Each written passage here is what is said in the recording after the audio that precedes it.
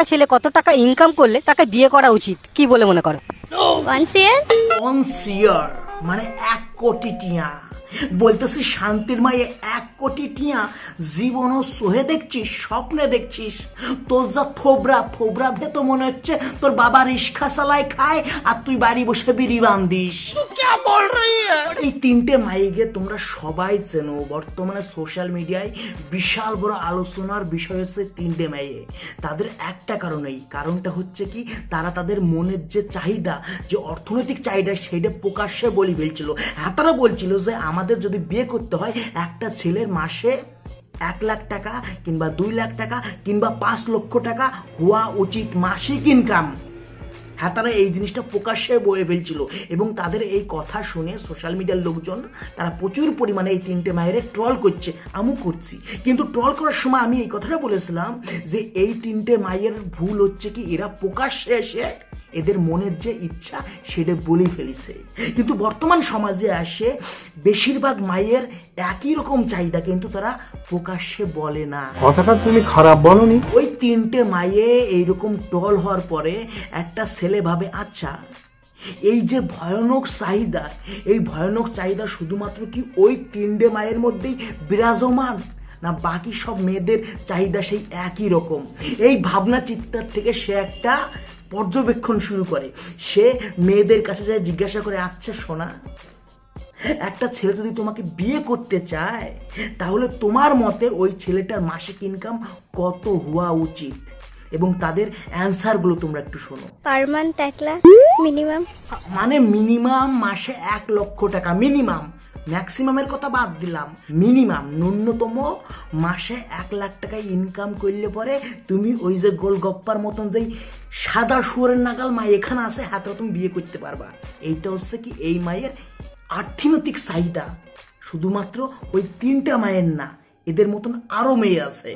1 lakh per month same 1 lakh, এরাও 1 লাখ 1 লক্ষ টিয়া তোমাকে ইনকাম করতে হবে বাজান, নাইলে তোমার কলা, তোমার হাত মারি যাও।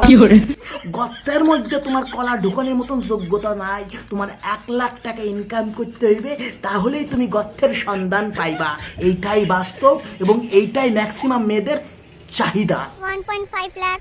এই যে যেই মাইয়াগুলো বলতেছে মান্থলি 1 লাখ 1.5 লাখ, এই যে বলতেছে, এরা বলতেছে কেন জানো তো? কারণ এদের মধ্যে সেই ধারণাটাই নাই যে একটা টাকা ইনকাম করতে একটা ছেলের কত কষ্ট হয়। কত কষ্ট হয় একটা ছেলে 10টা টাকা বাইরে থেকে ইনকাম করে তাদের হাতে ঘরে এসে তুলে দিতে, কত কষ্ট হয়। সেই ধারণাটা তাদের মধ্যে নেই, আর এরা কোনোদিনও বুঝবেও না, কারণ এরা কোনোদিনও সেই 10টা টাকা ইনকাম করার জন্য আগ্রহ দেখায়নি বা এদের সে সামর্থ্য নেই। এদের যেটা আছে সেটা হচ্ছে কি ক্লিভিজ এবং ফুটো। ক্লিভিজ এবং ফুটো দেখায় এরা জগৎ জয় করে লইতে চায়। কিন্তু মামনি, ক্লিভিজ ফুটো অন্য জিনিস, টাকা পয়সা ইনকাম করা অন্য জিনিস। এই দুটোরে তুমি এক করতে পারো না। এরা অ্যাকচুয়ালি বরকে বর মনে করে না, এরা মনে করে আমার বরটা হবে এটিএম মেশিন, আমি শুধু বোতামে চাপ মারবো, হাতে হোগা দিয়ে ঝর করে টাকা বের করে দেবে। সেই সব মেয়েদের যোগ্যতা আছে বা নিজে কিছু করে, নিজে ইনকাম করে, তাদের কাছে যদি তুমি জিজ্ঞাসা করো যে একটা ছেলের কত টাকা ইনকাম করা উচিত যে তোমাকে বিয়ে করতে পারবে, বিশ্বাস করো ওই ধরনের মেয়েদের মধ্যে 99% মেয়ে বলবে ছেলেটা ভালো হওয়া উচিত। তার সামান্য ইনকাম হোক, তার ইনকাম দিয়ে আমার ইনকাম দিয়ে আমরা সুখে সংসার করব। কিন্তু এই ধরনের বড় বড় চাহিদা থাকে সেই সব মেয়েদের যাদের কোনো যোগ্যতা নেই। তো সে কথা একদিন পর করছে ওকে। এতক্ষণ ধরে দেখলে যে ছেলেদের যোগ্যতা লইয়ে কথা হচ্ছে, যে একটা ছেলে কত টাকা ইনকাম করতে পারলে পরে তার বিয়ে করা উচিত। এইবার তোমরা দেখবা একটা মেয়েকে সেম কোশ্চেন করা হয়েছে যে মামুনি, একটা মেয়ে কত টাকা ইনকাম করলে পরে একটা ছেলের তাকে বিয়ে করা উচিত। দেখো মামুনির জবাব শোনো। একটা মেয়ে কত টাকা উপার্জন করলে তাকে বিয়ে করা উচিত? মানে সবকিছু কি টাকার উপরই নির্ভর করে? সোনে পড়ে বিড়েল গাছে উঠে গেছে।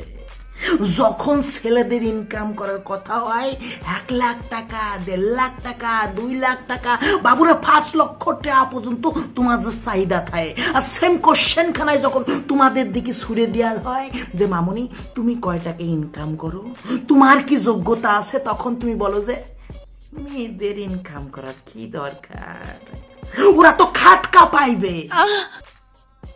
যখন তোমাদের কথা ওঠে, তোমাদের যোগ্যতার কথা ওঠে, শেষমেশ তোমাদের ওই টাকা পয়সার কি মূল্য। এই যে তোমরা যে সকল মেয়েরা পুরুষদের শুধুমাত্র একটা এটিএম মেশিন ভাবো, না বোন, অতটা সোজা না টাকা পয়সা ইনকাম করা।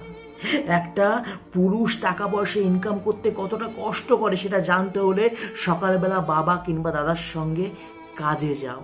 তোমাকে কাজ করতে হবে না, তুমি জাস্ট গিয়ে দেখো যে 10টা টাকা ইনকাম করতে তোমার বাবা তোমার দাদা কি কষ্ট করছে রাস্তায়, অফিসে কিংবা মাঠে। তখন বুঝবে যে এই যে 1 লাখ টাকা 1.5 লাখ টাকা তোমাদের চাহিদা, সেটা কমে না কোথায় চলে আসে,